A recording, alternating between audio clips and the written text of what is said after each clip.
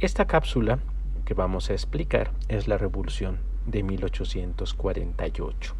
Para poderlo hacer, tenemos que remontarnos a las revueltas acontecidas en Europa durante el año de 1830, en donde pues vemos que cayó el Imperio Napoleónico y Europa va a ser dividida en dos partes, una con un liberalismo moderado, algunos estados, y otra al este del Rin, donde imperan los regímenes absolutistas. Vemos también el papel que jugó la Santa Alianza, que se va a diluir con el paso del tiempo, y pues vamos a ver entonces que en ese año de 1830 otra vez el epicentro sería Francia, donde pues vemos que hay una lucha por el poder. Carlos X en su gobierno retorna al despotismo, se apoya en la iglesia, favorece a los ultraconservadores, en donde permite el regreso de la Compañía de Jesús y que el clero también tenga el control de la educación. Vemos entonces que en 1830 esa llamada Revolución de Julio, en donde impera el liberalismo y la democracia, tienen un nuevo impulso. Obviamente, para muchos es algo lógico, en donde la alta burguesía participa, así como también vemos algunos elementos de antiguos bonapartistas y también campesinos propietarios, o sea, que son campesinos libres que tienen ciertos recursos, como también se incluyen los obreros de París. Entonces, para esta Revolución de Julio repercute por toda Europa. Vemos que hay movimientos en Bélgica, en Suiza, en Alemania. Para entonces 1848, precisamente en febrero de ese año, París volvió a ser el escenario de una revolución popular.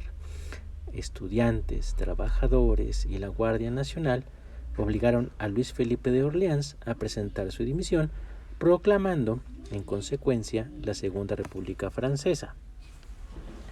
La pregunta entonces que nos podemos hacer es qué tuvo que enfrentar Luis Felipe sobre ese descontento de campesinos agobiados por las deudas, los impuestos, además del malestar de los obreros que resentían la crisis comercial e industrial y, por si fuera poco, la inconformidad de la burguesía por los enormes gastos que suponía el mantenimiento del gobierno y el pago de los burócratas. Eso fue prácticamente, como dirían por ahí los historiadores, lo que tuvo que enfrentar Luis Felipe, y obviamente la respuesta dada no le fue satisfactoria, y la burguesía, obviamente que es una revolución de carácter burgués, tuvo entonces a fin de cuentas el poder y Luis Felipe fue quitado del trono y con ello se consagró la Segunda República Francesa. Entonces el logro de esta revolución de 1848, que es una revolución de carácter burgués,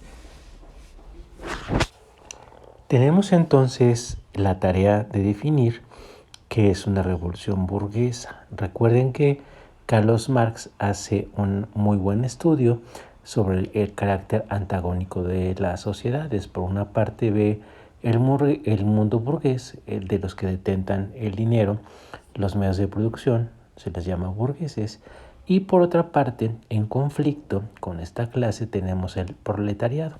Entonces, para 1848, hace un momento, decíamos que este carácter que tiene la Revolución Francesa de 1848, en donde lo que buscan son que haya derechos, libertades, y obviamente quienes comienzan a mover las aguas, a tener esa inclinación, sería la burguesía francesa, apoyada por las condiciones que tienen el proletariado también en ese país. Los demás países, al ver este ejemplo, obviamente también Austria, Suiza, Prusia, comienzan con levantamientos. En algunos casos, pues se va apoyado por otras clases, en otros no, pero vemos entonces este caso francés que es muy característico porque logran que el rey abdique y obviamente lo que trae como consecuencia es que se decrete en Francia la Segunda República y se instaure un gobierno provisional en donde pues vamos a ver que van a estar las grandes figuras francesas como Auguste Blanqui, Luis Napoleón Bonaparte y otros más.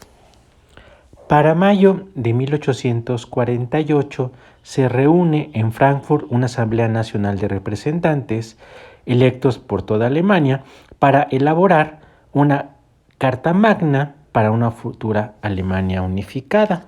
En Italia, Piamonte, Reino de Toscana, Nápoles y los estados papales concedieron algunas libertades constitucionales al tiempo que Milán expulsaba a los austriacos.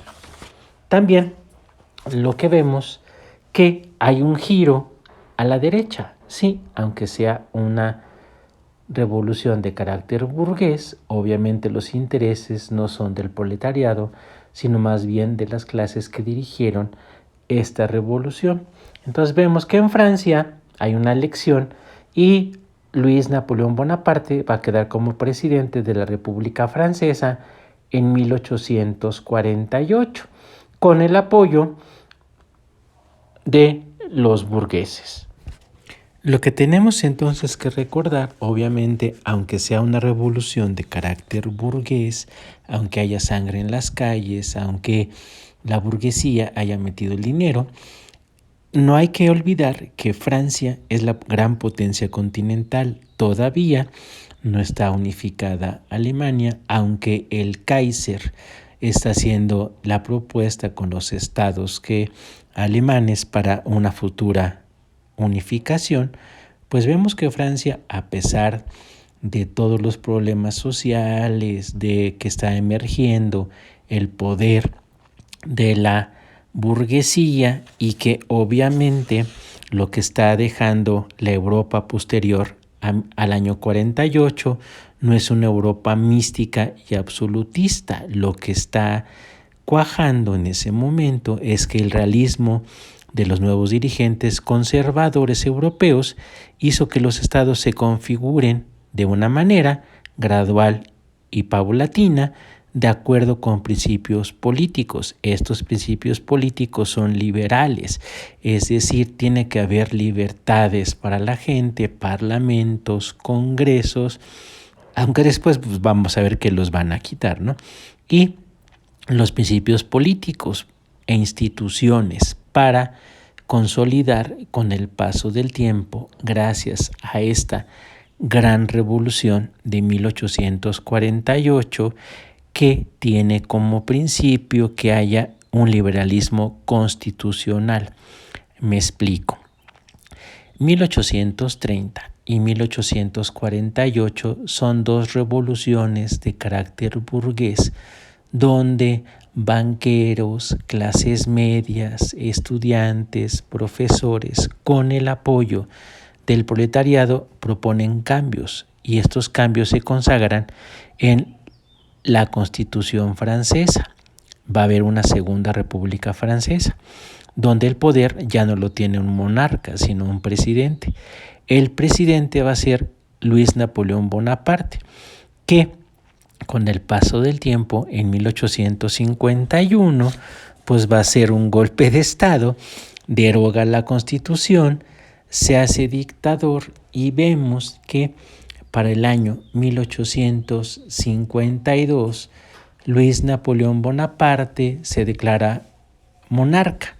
Y aquí, aunque haya ciertas libertades burgueses, pues la gente lo va a apoyar porque hace un momento estaba explicando que estas libertades son burguesas, no son libertades como las tenemos hoy en el mundo conceptualizadas, sino más bien fue momentáneo en aquel entonces de 1848, donde se buscan libertades Para 1852 obviamente se consolidan, pero lo que quiere Francia es un monarca. Bien, esto es todo por hoy. Que tengan un excelente día.